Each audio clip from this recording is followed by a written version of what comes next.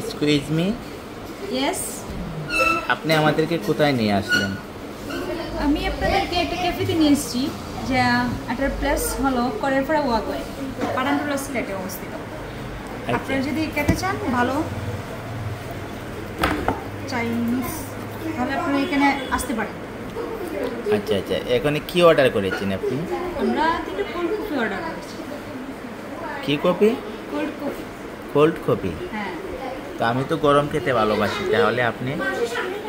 আমি গরম তো সবসময়ই খাই, কোল্ড একটু ডিফারেন্স থাকলে ভালো না, তাই জন্য আজকে কোল্ড কফি খাই। ও, আপনি জানি কোথায় লেখাপড়া করেন?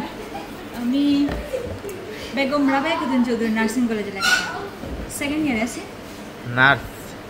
নার্স বলতেন হয় না, এখনো স্টুডেন্ট। ও, তো আপনি যেটা অর্ডার করেছেন এটা কি স্বাস্থ্যসম্মত? হ্যাঁ, অন্তত চা থেকে অনেক ভালো, এটা খেলে অনেক উপকার হবে। তাই নাকি? হ্যাঁ হ্যাঁ। যাই হোক, আপনাকে অনেক কিউট লাগছে, আপনাকে দেখেও ভালো লাগছে, কথাগুলো আমার খুব ভালো লাগতেছে।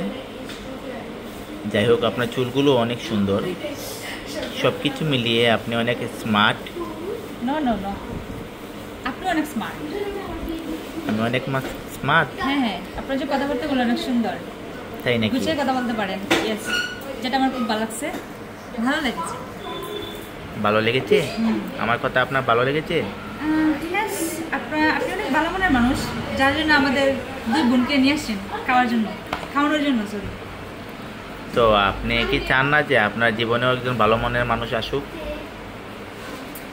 এটা নিয়ে এখনো ভাবি নাই, যদি ভবিষ্যতে হয়। যদি ভবিষ্যতে ভাবেন তাহলে অবশ্যই ভালো মনের মানুষকে নিয়ে ভাববেন, তাই না?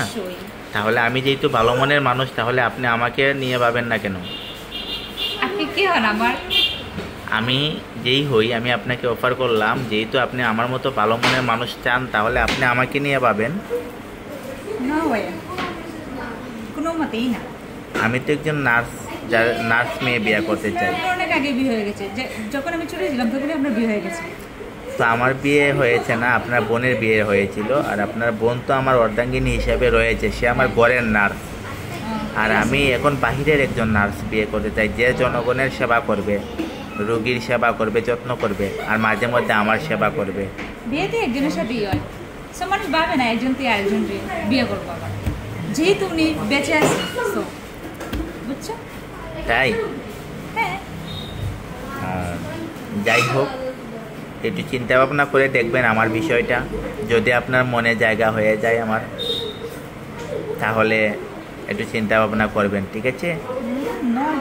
হ্যালো গাইস, শালি বনজামাইয়ের দুষ্টমি, কিছু ফানি ভিডিও এবং কিছু মশকরা।